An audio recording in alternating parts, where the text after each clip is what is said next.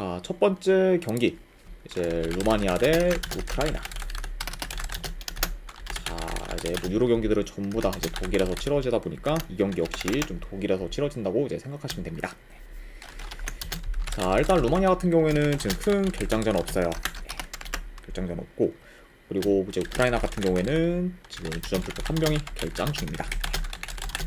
이제 뭐 미콜렌코가 지금 뭐 결장 중인 상황이다, 이렇게 좀 말씀드려봐요.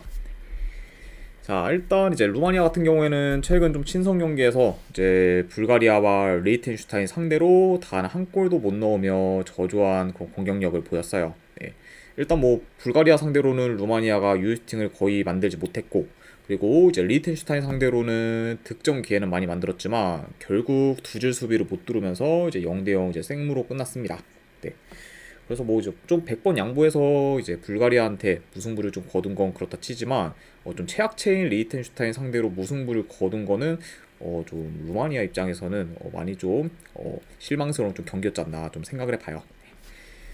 네, 아무튼 이렇게 좀 말씀드려봤고, 자, 일단은 요 경기도 좀 간략하게나마 경기 항상 봤을 때 일단 전반적으로 좀 느린 템포로 진행될 수 있다고 봐요. 아무래도 이제 루마니아 자체가 템포 자체가 느리고, 그리고 이제 우크라이나 같은 경우에도 확실히 이제 상대 팀이 좀 치고 올라오는 그런 좀 팀일 때 좀 더 템포가 이제 좀 빠른 편이지, 이렇게 좀 템포가 느린 팀들 상대로는 비교적 좀 느리게 가져가는 경우가 많기 때문에 좀 전반적으로 좀 느리게 진행될 수 있다고 봅니다. 네. 그리고 현재 지금 우크라이나가 루마니아에 비해 이제 공격 패턴이 좀 다양하면서 뭐 메이킹 능력이 굉장히 좀 좋기 때문에 루마니아에 비해서 우크라이나가 좀 더 공격에서 두각을 나타낼 수 있다고 봐요.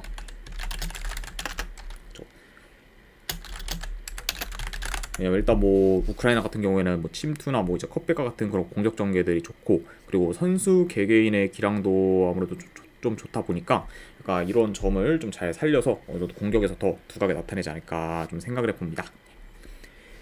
자, 그리고 이제 루마니아와 달리 우크라이나 같은 경우에는 매번 원정 경기를 뛰었기 때문에 지금 뭐 루마니아에 비해서는 원정에서의 적응력이 더 빠를 수도 있다고 봐요. 네, 그렇죠. 그러니까 약간 이런 점도 어느 정도 좀 우크라이나한테 유리하게 좀 작용할 수 있지 않을까 좀 생각을 해봅니다.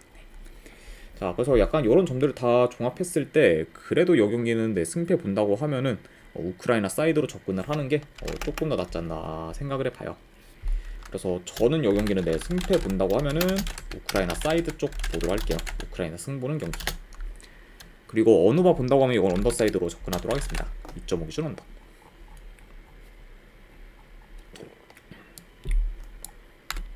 자, 그 다음에 이제 벨기에 대 슬로바키아.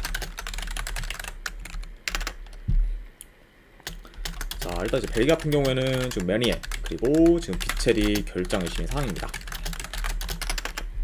그리고 이제 슬로바키아 같은 경우에는 큰 결장전 없어요. 자, 아무튼 이렇게 좀 양팀의 좀 결장자 이슈에 대해서 간략하게나마 말씀드려봤습니다. 자, 일단 이제 벨기에 같은 경우에는 월드컵 이후 좀 단 한 번도 패배하지 않으면서 긴 무패 행진을 이어가고 있고, 그리고 최근 친선 경기에서는 몬테네그로 그리고 뭐 룩셈부르크 상대로 압도적인 경기력을 보이며 좋은 폼을 유지하고 있습니다. 네. 일단 뭐 이제 벨기에 같은 경우에는 도쿠, 오펜다 그리고 이제 오나나 같은 어린 선수들이 계속해서 지금 스텝업을 하고 있고, 그리고 이제 덕배까지 지금 정상적인 컨디션으로 잘 좀 출전을 하다 보니까 이전에 비해 팀 내 전체 경기력이 많이 향상되었다고 볼 수 있습니다. 네. 그러니까 확실히 좀 벨기에 입장에서는 이런 좀 좋은 폼을 유로 본선에서도 계속해서 좀 유지를 하는 게 가장 좀 급선무지 않나 생각을 해보고, 그리고 슬로바키아 역시 이제 유로 예선부터 좋은 경기력을 보이며 본선에 진출했고, 그리고 최근에는 뭐 좀 친선 경기긴 하지만 이제 웨일스 상대로 4대0 대승을 거뒀습니다. 네. 그러니까 확실히 좀 양팀 다 지금 흐름이 좋은 상태에서 맞붙는다, 이렇게 좀 볼 수 있을 것 같네요. 자, 물론 이제 슬로바키아가 잘 나가고 있긴 하지만 그래도 벨기에와는 기본적으로 좀 체급차가 많이 나요. 네. 그리고 이제 최근 좀 벨기에가 중원에서의 그런 장악력도 좋다 보니까 이제 중원에서 슬로바키아보다 더 우위를 좀 점할 수 있기 때문에 이번 경기는 그래도 벨기에가 중원을 좀 장악하면서 유리하게 좀 경기를 풀어가지 않을까 좀 생각을 해봅니다. 네. 그리고 이제 슬로바키아 같은 경우는 아무래도 역습 위주로 좀 풀어갈 만한 좀 경기다, 이렇게 좀 말씀드려봐요. 그러니까 약간 좀 양 팀의 좀 체급차, 그리고 좀 최근 벨기에 그런 굉장히 좀 높은 모멘텀 및 그런 좀 경기력까지 다 고려를 했을 때 그래도 이 경기는 벨기에 사이드를 보는 게 조금 더 낫지 않나 저는 한번 생각을 해봐요. 그래서 저는 이거는 승패 본다고 하면은 벨기에 사이드 보는 경기. 그리고 지금 슬로바키아도 확실히 좀 공격 흐름이 이제 좋다고 보니까 슬로바키아가 좀 득점을 할 시에는 언더보다는 오바로 흘러갈 가능성이 더 높기 때문에 이거는 오바까지도 같이 보도록 할게요. 그래서 벨기에 승에 2.5 기준 오바로 접근해 보도록 하겠습니다.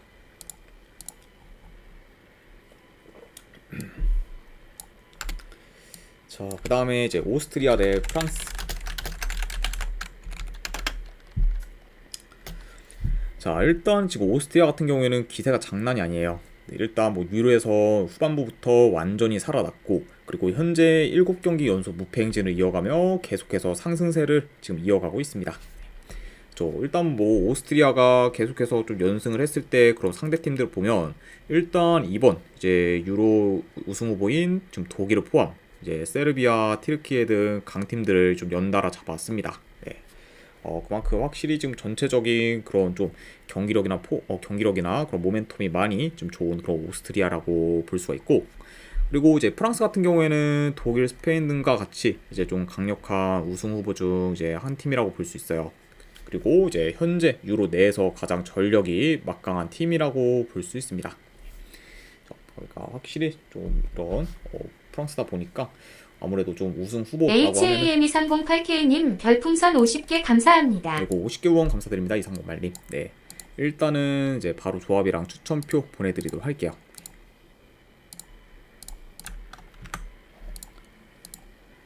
네, 방금 보내드렸으니까 쪽지 한번 확인해 보시기를 권유드립니다. 네, 다시 한번 50개 후원 감사드립니다. 이상공말님.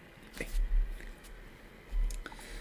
자, 아무튼 이렇게 좀 전력이 막강한 좀 프랑스라고 볼 수 있긴 하지만 다만 지금 프랑스가 최근 성적이 좋다고 보기는 어려워요. 네, 왜냐하면 일단은 좀 뭐 비록 좀 친선 경기긴 하지만 최근에 뭐 룩셈부르크 상대로 대승을 거둔 걸 제외하면은 쉽게 이긴 경기가 잘 없고, 그리고 심지어 지거나 무승부를 거둔 경기도 꽤 될 정도로 최근 성적이 그렇게까지 좋다고 보기는 어렵습니다. 네.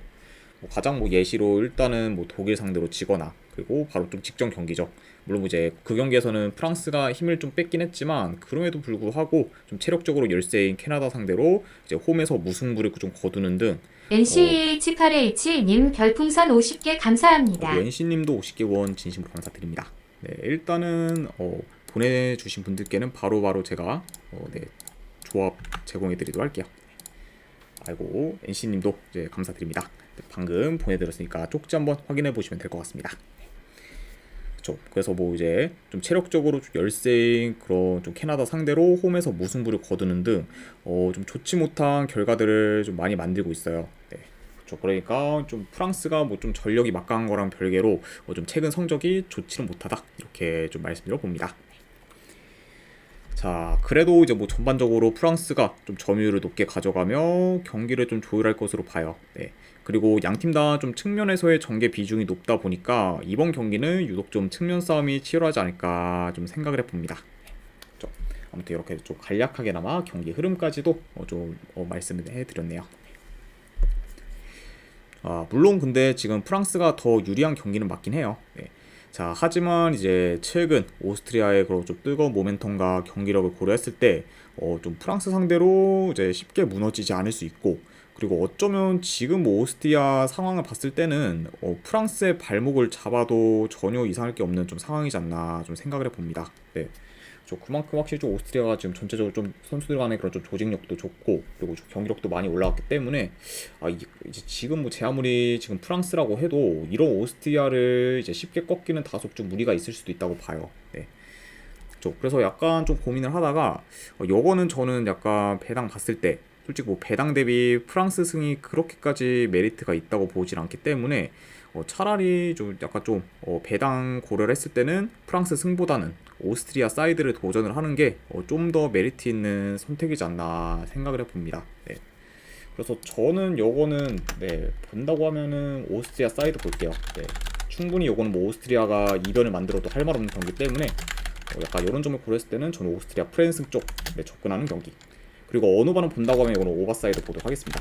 네, 2.5 기준 오버. 자, 아무튼 이제 이렇게까지 해서 오늘 유로 이제 3경기 분석에 대해서는 전부 다 마무리가 되었습니다. 네. 자, 어느 정도 분석이 좀 괜찮다 이제 생각되시는 분들은 추천이나 즐겨찾기 한 번씩 눌러주시면 감사드리고, 그리고 궁금하신 사항 있으시면은 채팅으로 질문 주시면 바로 답변해 드리도록 할게요. 네. 자, 아무튼 이제 오늘도 끝까지 분석 방송 봐주신 분들 대단히 감사드립니다. 네, 감사합니다.